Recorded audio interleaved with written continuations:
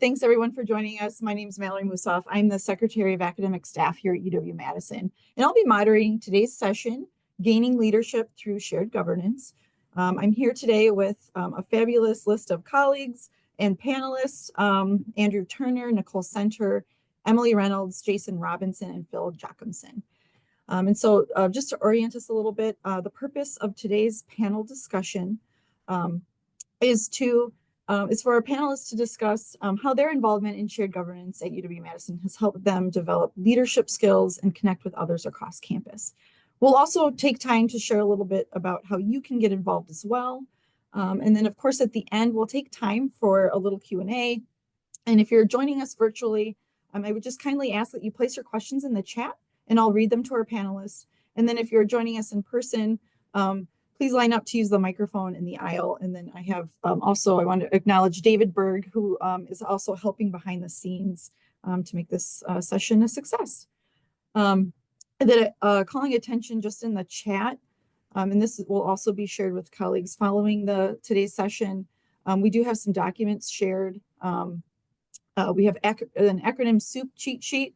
So basically, as you know, our campus loves acronyms. And so we have a little cheat sheet to sort of help orient you just to some of the organizations and groups involved in shared governance. There's also an academic staff diagram, really outlining in some kind of detail how our governance structure looks and feels. And then also for university staff, that document is a QR code to the university staff website, which is has a plethora of information in case you're interested in getting involved in governance.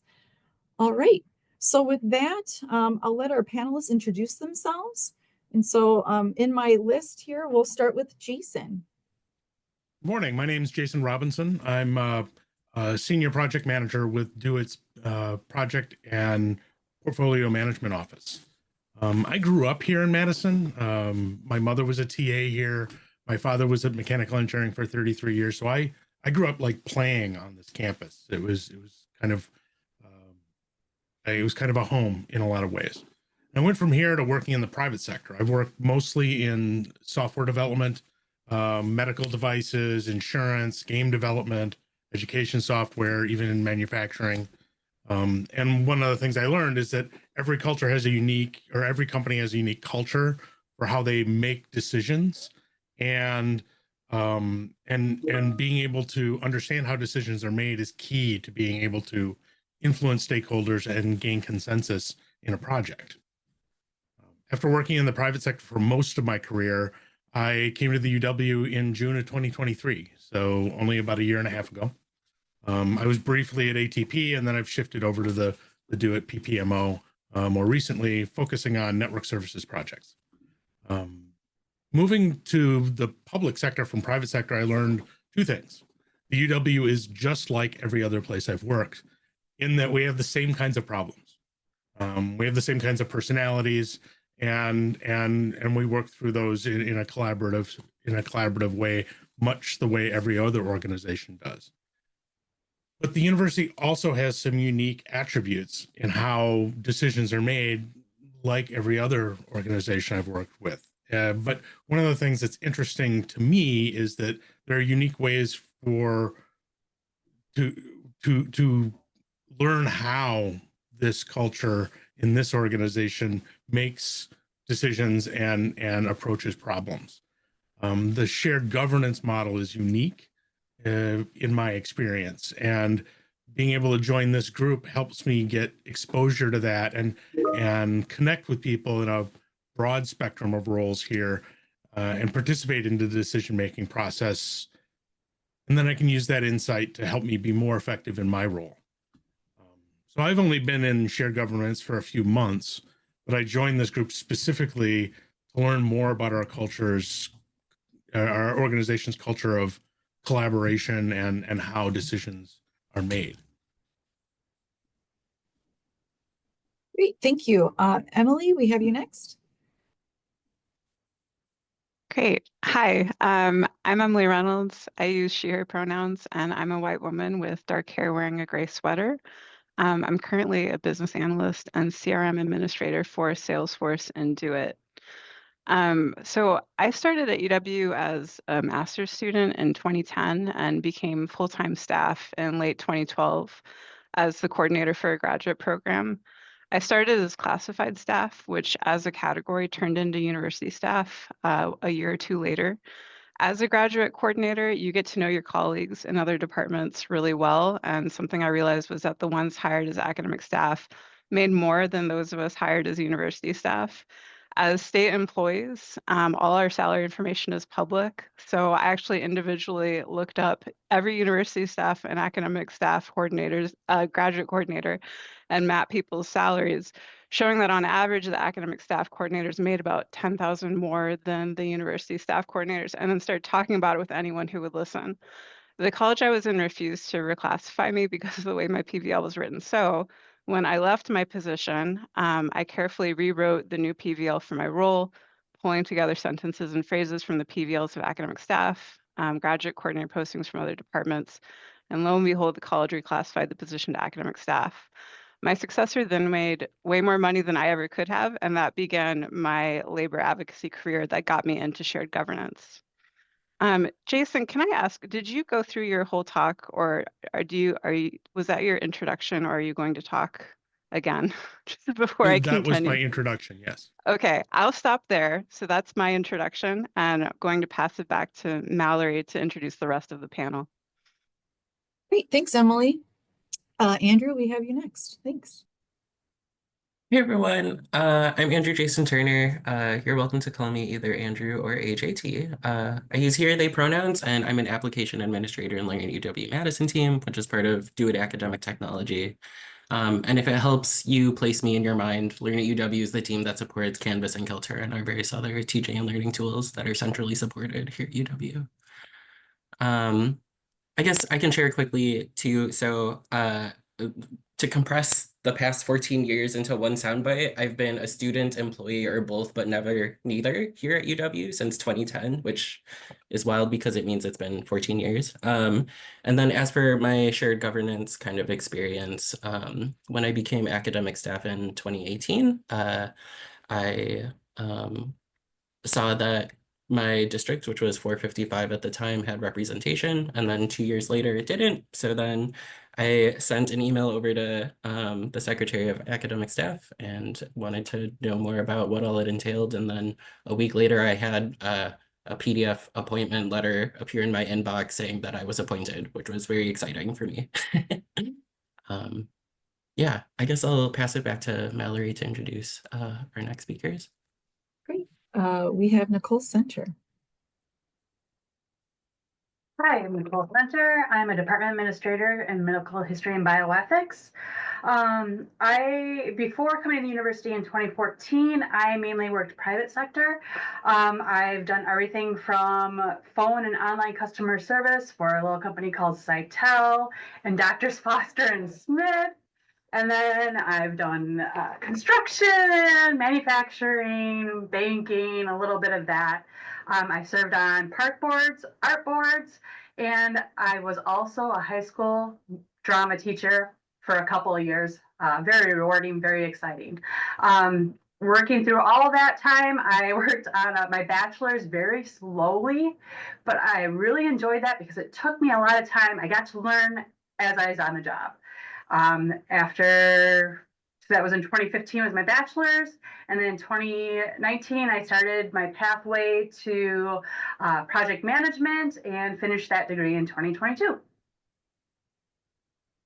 Wonderful, thank you. A Renaissance woman, I might add. You can do all the things. All right, and last but not least, we have Phil Jocumson. Hi there, folks. Yeah, I'm Phil Jocumson. I work in Do It as a DevOps engineer. I'm coming up on my 20th anniversary at the UW and at Do It. This is December 13th. So I've been here a bit, seen some things. I started with the Classified Staff Congress about 10 years ago. Again, as mentioned, it did get renamed to University Staff. That was part of the thing. And it's been an interesting ride to see some of the big projects that we've gone through. And how I can take that information back to the group and the folks that I represent. I don't remember who sent me the invite to the information originally about, hey, they're going to do this thing. It's going to be a classified staff congress at the time. But I do remember, even at that time, just a couple years in as an employee, that I was always very interested in some of these really big projects that were going on across campus. Like, hey, we're going to change all of something, and it's like, whoa, that sounds like a lot of stuff. And to be in person and see folks, try to voice their concerns and how that gets handled and worked through and all of that. And shared governance is a lot of that as well. It's a little more formalized than just a meeting with people talking, but I liked that, and yeah, being able to help the group out. So I'll give it back to you again, Mallory. Thank you, Phil. All right, so now I just want to, before we open up it more broadly to the panel discussion, I just want to take a few moments to orient us all to shared governance. And I do appreciate those who did respond in the chat with their thoughts on what shared governance is. I think everyone is spot on in their own way. And so if we want to just move to the next slide, and again, it's just a few slides here. We really want it to be about having a discussion. The role of shared governance, in simple terms, is really defined as shared decision-making within the university. And this takes shape largely with respect to policies, procedures, and this happens, and it involves multiple constituents across campus. And of course, it occurs at various levels as well. So you'll have decisions being made at the department level, school college division level, as well as the central campus level. And with that, there's real opportunity to have active participation in governance and policy development. The idea being that governance is really best served by the broadest participation, as well as the broadest participation with respective constituencies. And so with that, as employees, you all have the unique opportunity to actively participate in governance and policy development for UW-Madison. And as you may hear today, it really helps you get have the chance to have a better sense for how issues occur at the local level, how they also may manifest to the campus level, and then also just having a better sense for how the institution works as a whole. And so with that, my colleagues here today will talk a little bit about how shared governance really provides an opportunity for professional development through the practice of shared governance. And so you'll get to hear a little bit about their stories. And then also wanting to highlight that it's also an opportunity for personal growth, not just by the knowledge that one will consume through this process, but then also just by way of how governance really creates engagement with perspectives with individuals who you may not ordinarily encounter in your day-to-day work. Next slide.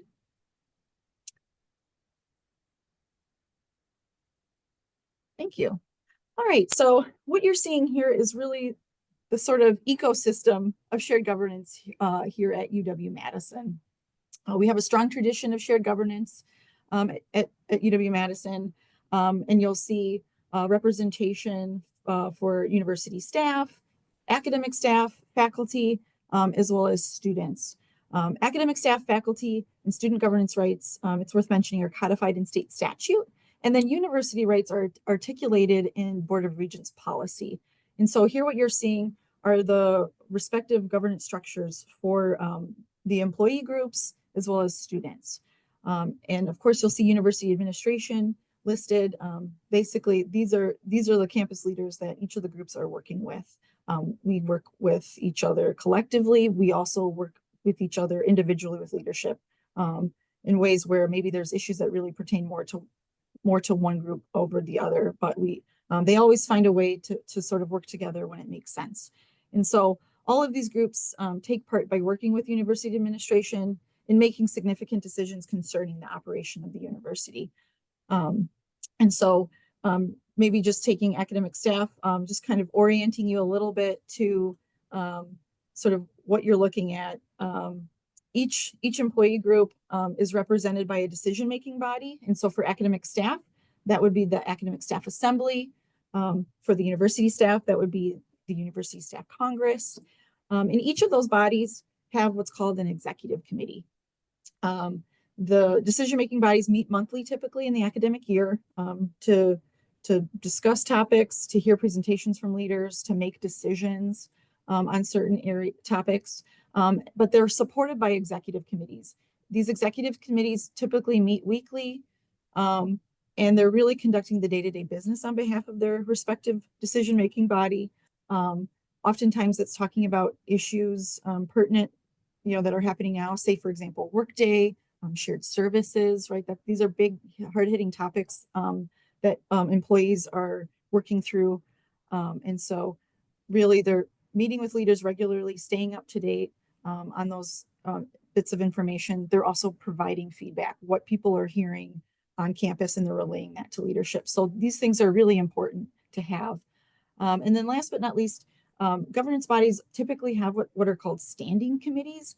And these are committees basically charged to keep up and be devoted to specific issues of ongoing importance.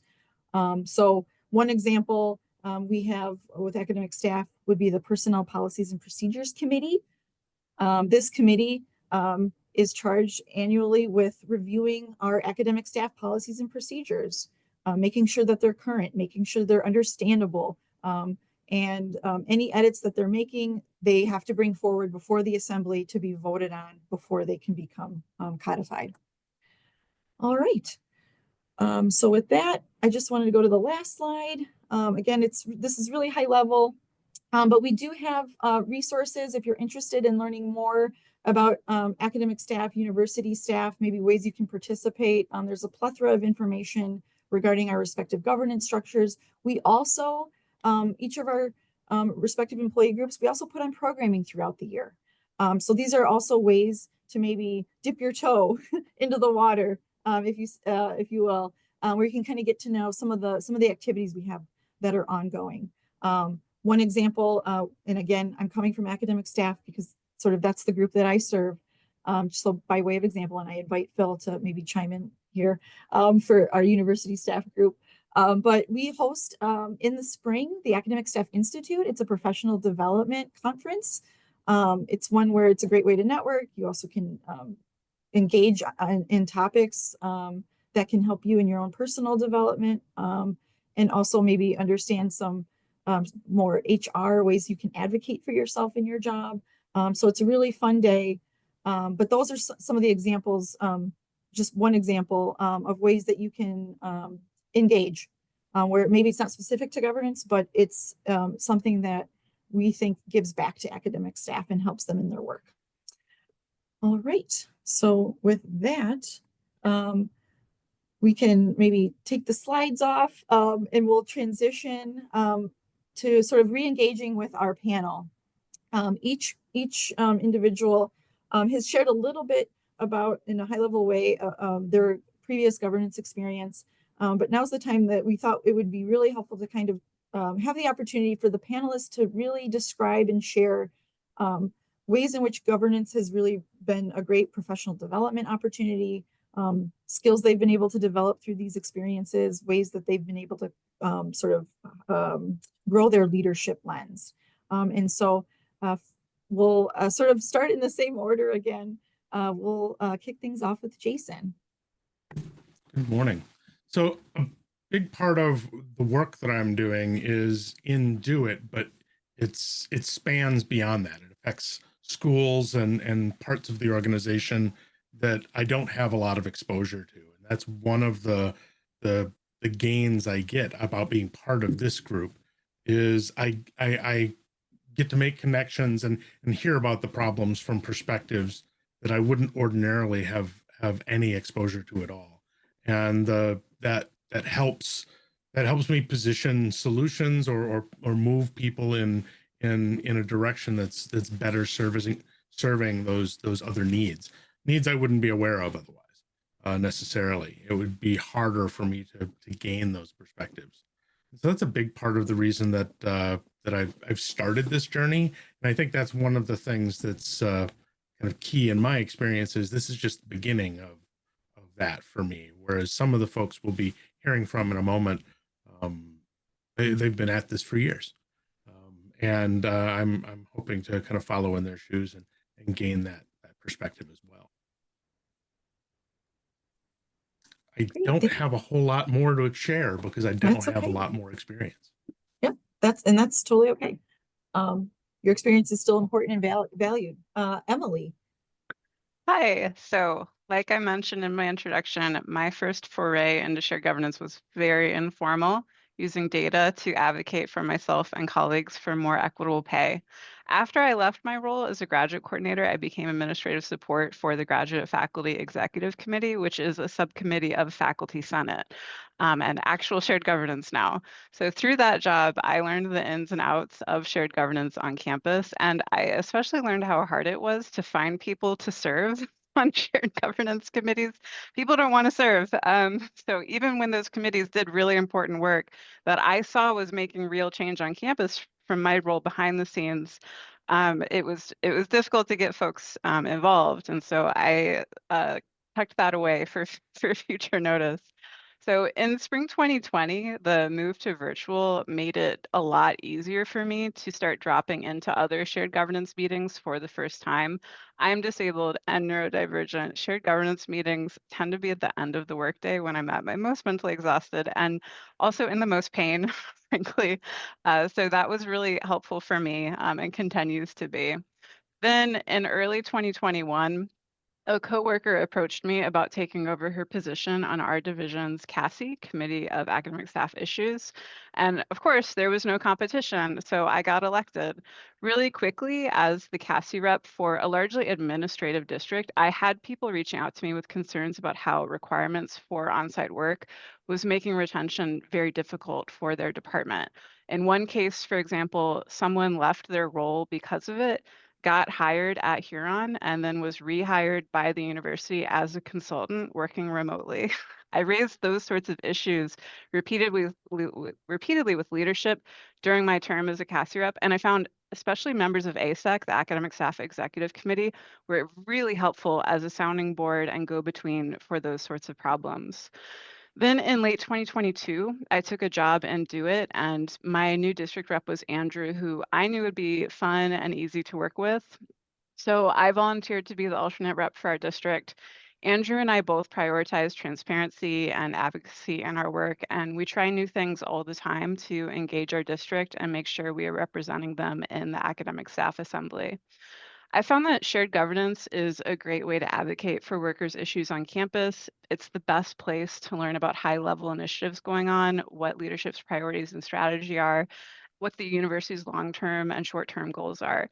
For me, being someone's elected rep gives me a level of responsibility to that person that's not that different from being a manager, which I've also done. Advocating for and organizing with other staff will teach you leadership skills that you might not gain as a manager as well. It took me a while there to actually get officially involved with shared governance, and I wish I had done it sooner, and I recommend you get involved. It's really great for anyone interested in advocacy and leadership. Wonderful, thank you. I just want to call attention to Andrew Turner's addition to the chat, that if you're an academic staff member and you don't know what district you're in, there's a search mechanism that they have shared where you can look up what district you're in. It will also tell you who your rep is and if you have an alternate. And then if you notice there's nobody there or no one's listed, that indicates an opportunity for you to think about maybe filling one of those spots. All right. And so with that, we'll also segue to Andrew. Thanks. Yeah. Oh, hopefully I'm unmuted. Okay, cool. Sorry. Zoom is being a little bit weird for me today. Yeah, so like Emily shared, we're the representatives for District 472. And like I said in my original introduction, like I had just emailed Jake Smith and then like literally a week later ended up being the representative. But yeah, like, I'll say that for my part, I feel like some of the most valuable things that I've gotten out of shared governance is just having a better understanding of like what sort of the priorities of UW leadership are, and also how they even approach making the really complicated decisions that they have to make for our institution at like their, 500, 1,000, 10,000 foot view of everything that's happening on campus.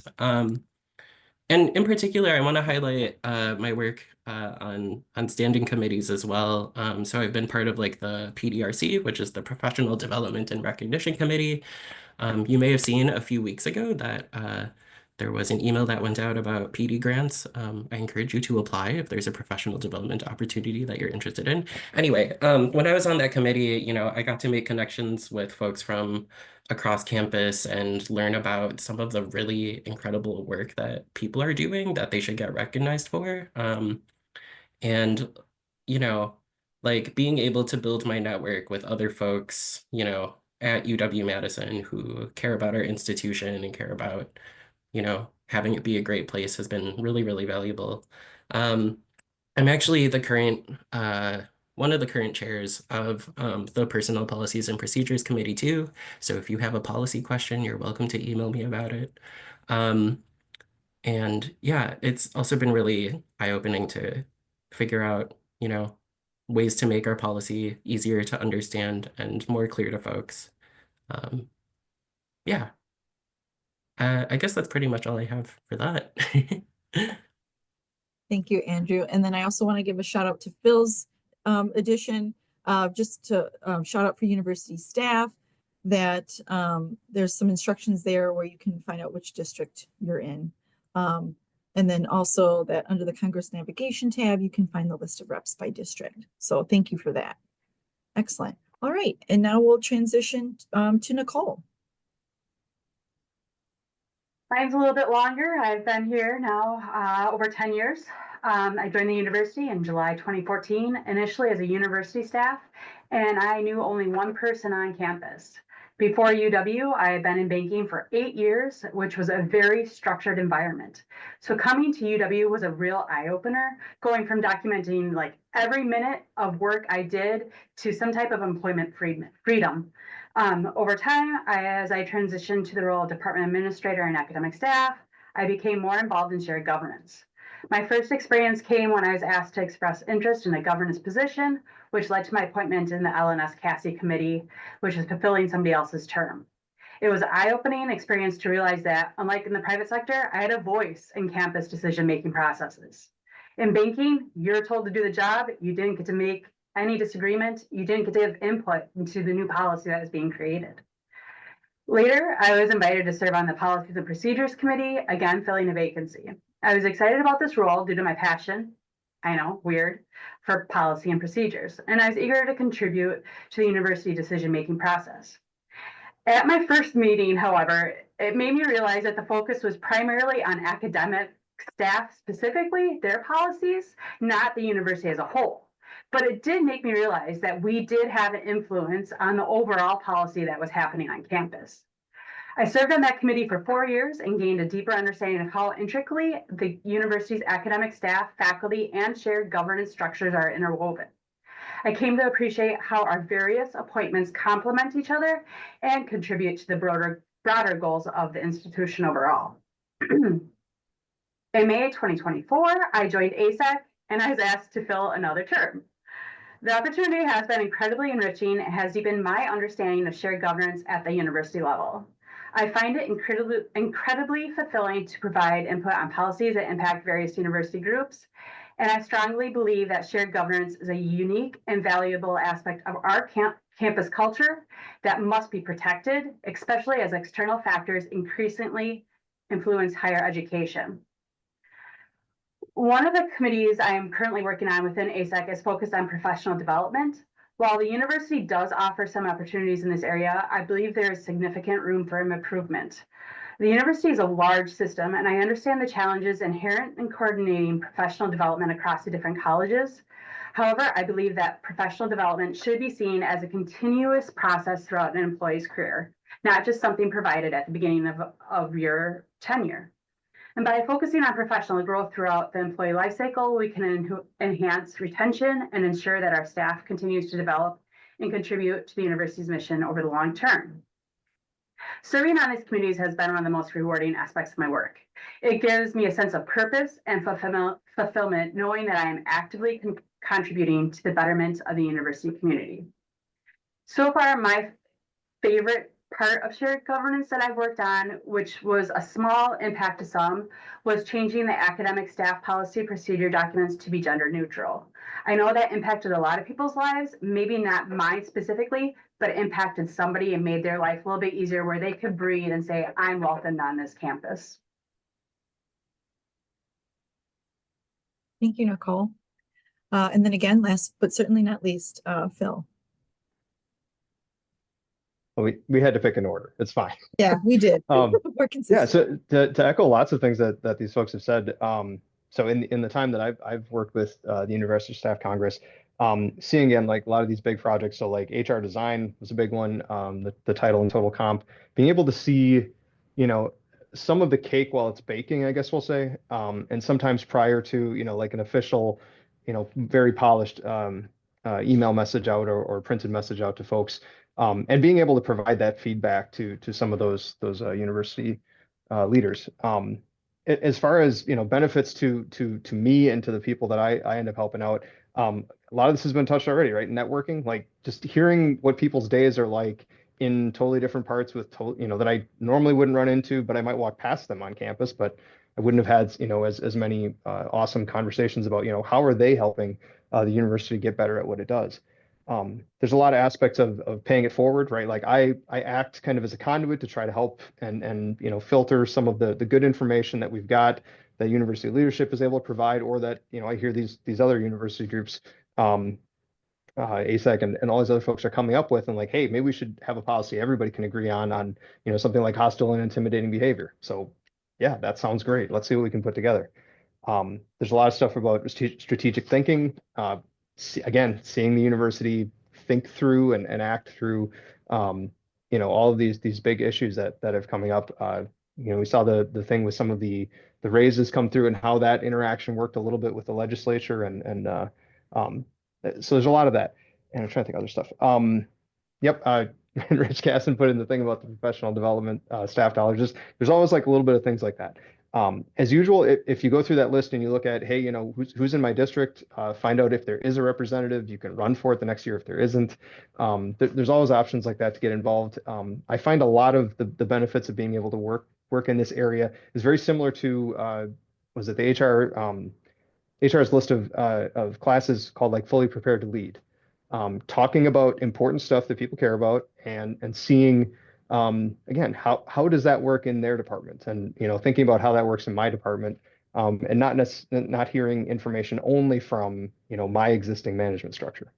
So a lot of benefits there. I think we're on to questions next. Is that right? Yeah, we're just about there. So I guess to kind of wrap that up, I think you're probably hearing a lot of synergies in the way that governance is really given back to all of the panelists. And I hope you're hearing that, and I hope you're excited about that, because I think I know sometimes with decisions that are made on campus, sometimes people don't really feel good about those. But I would say know that some of those outcomes, while they're not perfect, sometimes they are better informed, or the result is better informed. Like it could be worse. I don't want to say that too loudly, but they're better informed because we have a process on campus, a mechanism by which people can provide input and feedback. And absent that, I think that brings in a lot of opportunity for things to go cattywampus, if you will. And I would just say, I really want to thank each of the panelists for their service. I know the panelists asked me to share a little bit about my experience, and so I'm happy to do that. So I'm sort of stepping into my panelist light role. And I will be honest, I don't have any IT role experience. So take that for what you will, but I also appreciate deeply IT support on this campus. I have used it many a time. I've been on campus since about 2010. And during that time, I participated in a lot of governance activities. And I guess stepping back, governance for me, I guess it's always been in my life in some fashion. I was telling the group earlier when we were sort of preparing for this session that I'm somewhat of an introvert, but I've been participating in governance since middle school. Now it was very different. The topics were more like getting better food for the cafeteria. So we've come real far today, and I'm excited to say that it works a little different on our campus, though I think there was a food survey not too long ago. Anyway, but kind of going back just me personally, sort of being an introvert, social engagement can be sort of tough sometimes. I can't just like go into a room and just have that small talk. To me, it's just a little unsettling. So what I really like about governance is it rallies and it brings together people, it brings people together around a topic, around a purpose. And so I always like to have something to do, action items. I like to also feel valued and also just work with others. And so I think governance provides that natural forum. And so I really like that. I like that it can also allow me to bring myself into a situation versus like a cold call social interaction. So, but all that aside, on campus, I was an assembly rep for many years, and then I also participated on the academic staff executive committee. I was both vice chair and chair while serving on ASEC. So really representing academic staff at that time, I really got experience at the local level and then at large. And it really expanded, much like what has already been shared, my understanding and experience regarding the importance of the role academic staff participation play in large campus initiatives, campus policy, procedure development. I also developed a strong understanding of key campus issues. And through those experiences, there are hard things and there are fun things that you get to do. So I just want to also kind of bring that to the foray. And the executive committee, we got to attend the Academic Staff Excellence Awards. Those are the awards that the PDRC sort of makes decisions on. You get to go to that event. You get to hear about all the amazing work that staff do on campus. We get to plan professional development events. And so I would say overall, the experience is to work side by side with colleagues to develop these great events, but also problem solve issues impacting UW, I think is really unique. You get to know people, professionally, maybe personally. Sometimes people bring their personal experiences to help inform policy to make it better. I will say I do think leadership values the feedback. Sometimes that feedback oftentimes has helped shape that policy. Of course, it can't change everything, but I think it makes the policies better. And even when policies come out, we are also able to give that iterative feedback to say, okay, here's this policy, it's been out there for a while. Here are some of the ways it's negatively impacting colleagues. Here's how it's being used. Are there opportunities to maybe improve that policy, make changes? And so that's really what governance does day in and day out. And then I guess I would just wrapping up, I guess I would just say I appreciate having these opportunities, particularly in the way it creates spaces for academic staff, both to support one another, but then also recognize and celebrate the work of academic staff. And I know I'm just talking about academic staff, but I think these things are really important when we think about having a meaningful and meaningful workplace climate. And so I'll sort of wrap it up there. And again, just want to thank the panelists for their work, for their service, and for their time today. And then we'll move into our sort of question and answer portion. And we did have a question in the chat that came in earlier that I want to pose to the group. And then I would just say, panelists, you are welcome to respond to it. Just unmute yourself and share your thoughts. Okay, so this one is from Alan. What lessons could campus IT learn from how shared governance works here, or vice versa? I have an answer, which is that, Alan, this question gave me an epiphany. I'm a business analyst, and I realized while thinking about this question that what doing BA stuff and shared governance have in common is considering all of the viewpoints and all of the voices that are involved in a thing. So it's like, oh, that's why I like being a BA. It has a lot to do with that. And so I would say BAs have stuff to learn from shared governance. Shared governance has stuff to learn from BAs. As well, it makes me think of what happens at Scrum stand-ups in projects where everyone goes around, talks about what they're working on. That is part of what shared governance is about. It's about everyone participating and contributing in some way. And so I don't know that, I didn't quite answer the question about what does one have to learn from the other, but I just see a lot of synergy in that particular part of what IT does and what shared governance does. Yeah, I can chime in too. So I think one thing that I want IT people to maybe understand or know is that like the shared governance decisions about IT happen all the time, and like we get impacted by them as IT people. So like, when the Canvas migration happened, right? Part of many of the decisions around that were made in shared governance spaces. And like, similar with Workday, like there folks in leadership roles are constantly getting feedback from folks across campus using shared governance structures about like, what implications Workday might have for their particular positions.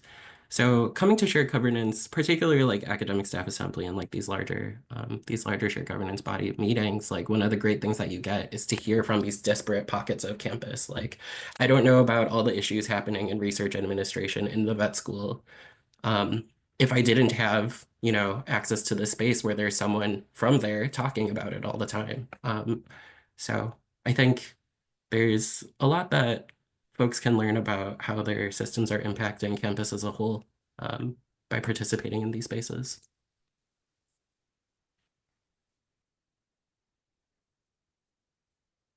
I think I'll add just maybe a little bit, and Alan, this isn't like a real specific thing, but I think seeing some of that as I put in chat too about the, assuming positive intent and like just coming across so many different people in so many different areas, and like there's positive intent everywhere, and that's awesome. Um, at least when I started in IT, it was very easy to see the not so positive intent in some cases. And for some folks that like that was the headspace they lived in all the time, that someone is just somebody out there is making their lives terrible. I'm very glad to say that not only is that so like very little do I see that now. It happens very rarely. Um, and being able to remind people of that too. It's like, hey, literally all of us are trying to do the best we can. It's like, please assume positive intent, because if you actually go behind the scenes for any one of these people you think is making stuff a little bit more difficult, like there's a really good reason why. Now, maybe they need to talk to all of us some more. Great. Let's do that then, right? So I think that's great. And the rest of that goes also to talk a little bit about like staff university administration getting feedback from us on this, right? They might be like, worked on this policy or this idea for a strategic direction inside their office, because they're like, listen, we got to do this. We've got these external pressures on the university, and we really need to do this. And what they come up with maybe at first draft inside their office misses a whole bunch of use cases like that Andrew's pointed out. It's like, oh, did you even consider, like, oh no they didn't, like they can't actually consider everything. And that's a huge part. What's awesome is like we can have all these other people then start considering about what the implications are, and do we have a suggestion about how to make it better? And that helps those folks avoid the echo chamber.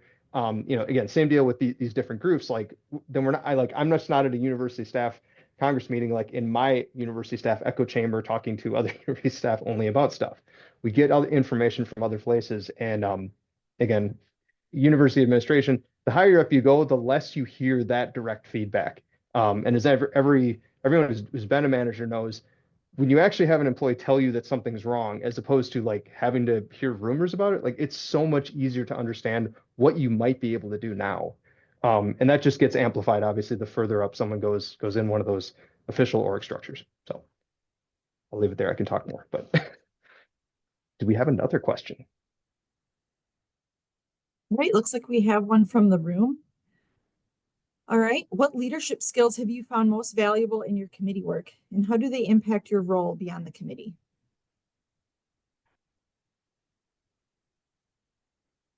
I can start with that.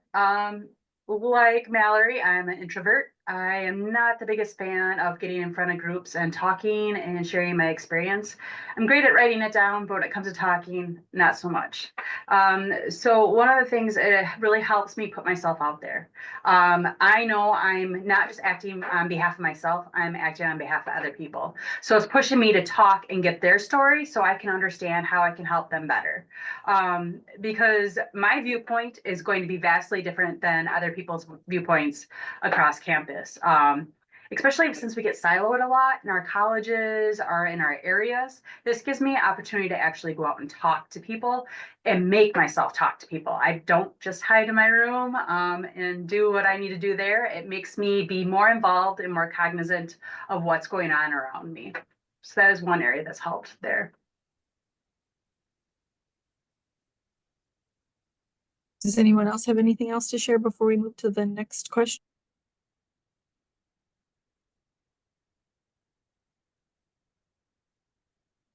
Okay. Caro, you're welcome to unmute and ask your question if you'd like.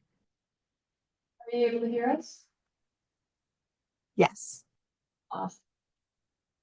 Just had a question in terms of shared governance, specifically within academic staff.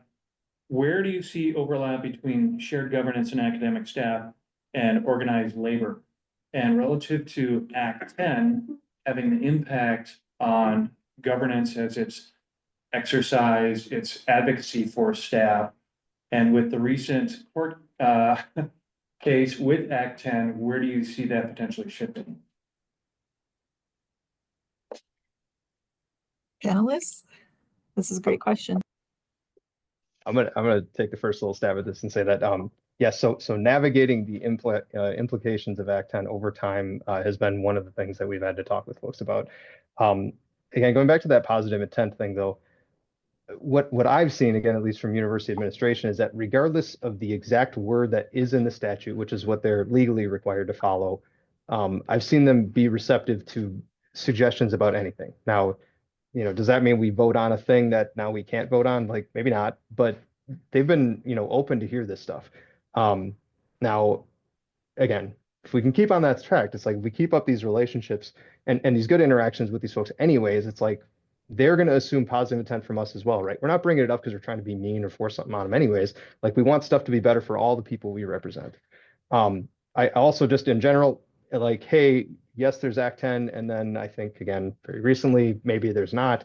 A great lesson from this is that take everything with a grain of salt for the moment, okay? Don't get overly excited about the fact that a lawsuit went somewhere, but it actually still isn't done yet, right? So I wouldn't get too overly excited about that. The main implications for folks that I've dealt with is just like, is my union still a thing or not? And under the Act 10 framework, it was very hard for unions to continue to exist. And that was a huge part of how it was written. Maybe that changes, maybe it doesn't. I don't know. We'll find out. Great questions though. I'd say keep your eyes peeled, keep informed. And you don't need to let other people tweak your emotions about this stuff. You can make those decisions for yourself. This doesn't need to be an emotional roller coaster. You get to control you and how you feel about that stuff. And I guess one quick follow-up question, just out of curiosity, given some people have been at the university a short time, who's familiar with Act 10 and what its impact? So I see the majority of the room. Okay, I was just curious. Thank you. Yeah, I wanted to follow up on what Phil said too, that yes, Act 10 happened. Unions still exist. I've been a part of 2 unions for academic staff since 2020 as well. And organizing with workers in organized labor unions is not that dissimilar from organizing with workers in shared governance meetings. You're with groups of people who care about their workplace, the institution, keeping people safe and happy and all of those good things. And so I think there's space for both. What's going to happen now legally, I'm not an expert to speak on and can't speak to that. But I did want to shout out that you can join your union already right now. You could have yesterday too, and could organize in that way if you would rather. But I think shared governance on campus is also doing a lot of the same sorts of things that you might be doing in your union. I just wanted to acknowledge a question that did come up that I'm happy to address. It's, can you please let folks know they're welcome to attend a meeting? I just thought it would be important to underscore the fact that shared governance meetings, or any governance meeting for that matter, is subject to public records law. And what that means, an open meetings law. And so what that means is anyone can attend a meeting at any time. You don't have to be a member. What I would say is that you should look out for emails from your respective secretary, administrative offices. So like I'm Secretary of Academic Staff. I will send out the communication notifying upcoming meetings. There's always an agenda that has to be posted. Similarly, the university staff have a support office. Also, hint, hint, Secretary of the University Staff, that's John Leese. His office will also send out information on how you can attend those meetings. I would say just pay special attention to whether in fact they're hybrid or virtual or in person only. Sometimes I know that's sort of uneven with respect to how university staff do it and academic staff do it. So I would just call attention to that. The academic staff assembly meetings are hybrid, so you can live stream those and listen to hear what's going on if you're not a rep or alternate. And then similarly, the executive committees, the academic staff executive committees that have been mentioned, those are also hybrid. You can join via Zoom. And again, any academic staff member would receive emails where they can attend. And then similarly with university staff, you would also be communicated with regarding their meetings. I don't believe Congress is hybrid. I believe it's in person only, but you're certainly welcome to attend those. And then I would say, Phil, if you have anything that you'd like to add, just to help give some greater context to university staff, that'd be great. Yeah, just a couple things. So the ous.wisc site that has all the information on how to get a hold of folks. Yep, John Leese is the secretary for us. And our meetings are in person. They aren't video recorded. But also we have certain times of the year, and like now is one of them. The next couple of meetings are done via I'm gonna get it wrong. It's like we write to each other. I forgot to say by transcription. So we get, you can submit questions in writing, and you can get answers in writing, stuff like that, just like we would have done or had that interaction in person. And we do that specifically because there's a number of folks that have, some of the like, hey, we keep the university running because there's ice, there's salt, there's things that need to be taken care of. Correspondence. There we go. That is the word. Thank you, Eric. And because of that, being able to make it to the meeting might be harder to do just literally in person. Like if we get a snowstorm that day, like there's a whole bunch of folks that aren't going to be able to come to the meeting at all. And then they'll not have at least firsthand interaction with that. So that's how we do it now. But as usual, all's open to suggestions. Anything is possible. We could do whatever. Thank you. Carl, you have a question? Yes, we have a question in this room. My question is, what strategies worked well or not so well when you were trying to engage with your districts? Great question. Maybe Andrew and Emily, if you want to kick that off as reps and alts. Yeah, I was gonna say, I feel like me and Emily can chat about this one as co-conspirators for District 472. Yeah, I mean, we've done our best to reach out to folks over email. We find that sometimes that works, and a lot of times it really doesn't because we're all inundated with email constantly. But we do have like a suggestion box for our district, which is just like a anonymous Google form, which doesn't necessarily have to be anonymous if people want to add their name. And we have gotten a few folks who have reached out to us that way. Otherwise, we have done a little bit of digging into our own district and found that even though we're both in DoIT, like 30% of our district is composed of folks from the School of Medicine and Public Health who work in IT spaces. And so we actually visited their CASI meeting, that's their Committee on Academic Staff Issues, a few weeks ago, and it went great. Got to meet a lot of cool people, got to meet a lot of other folks who are representatives in Academic Staff Assembly too.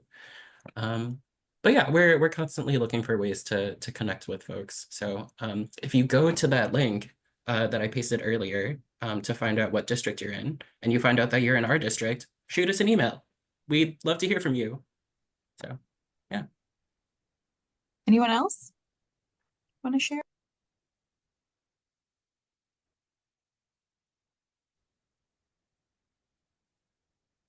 Okay, great.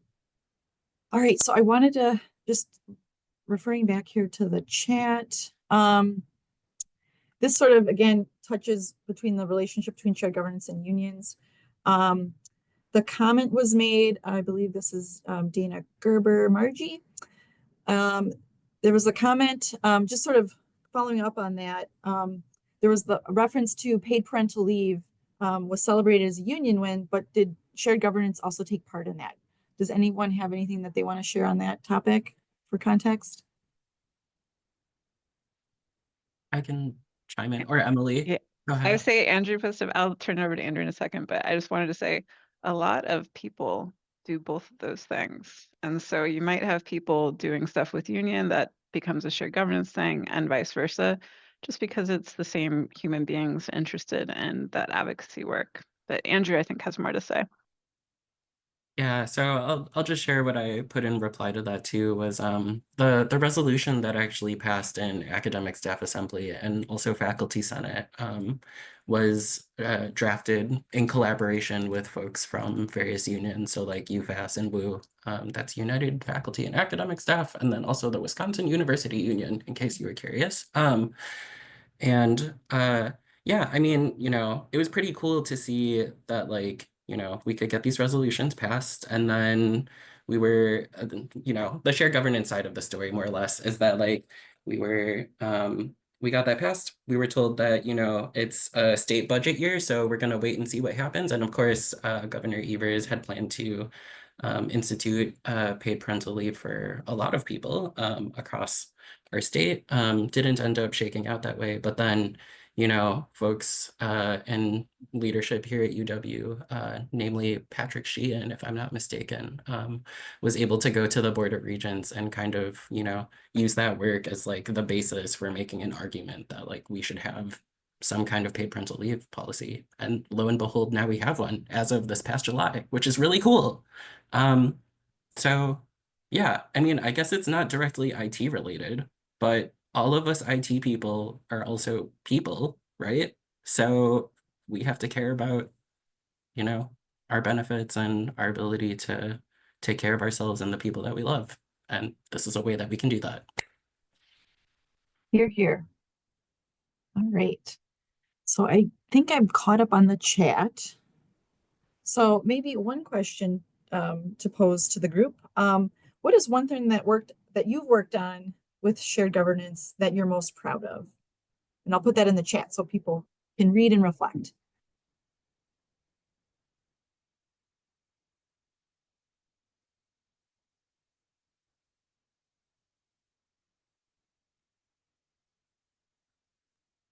I feel like I'm talking a lot, but I'll say that that paid parental leave thing was pretty huge for me. I am also in collaboration with folks in PPPC and elsewhere working on a new resolution regarding bereavement and funeral leave.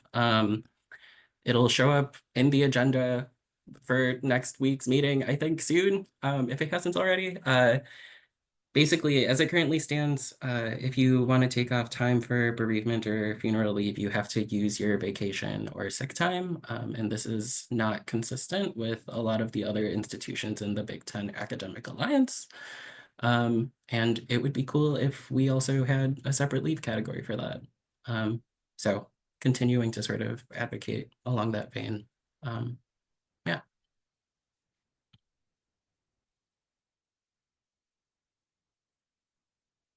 I would have to say, watching that work its way through has been really interesting. Seeing the different viewpoints of everybody.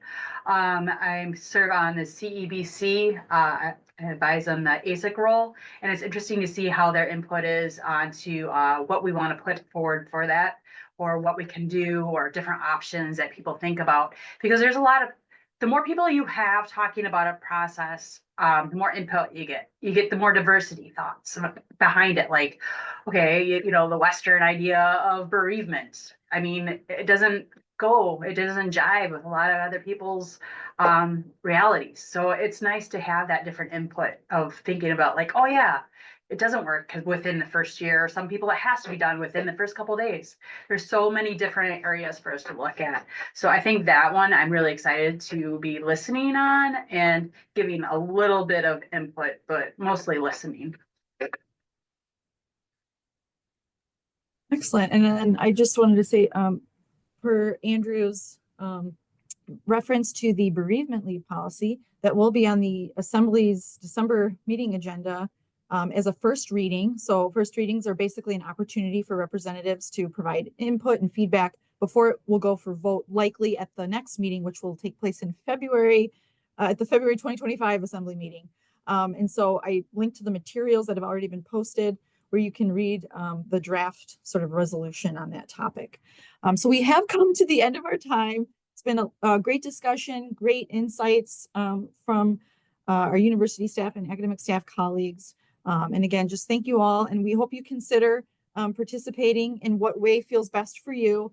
And then there's the resources information will link to contact info where you can either get in touch with John Lease as the Secretary of University Staff.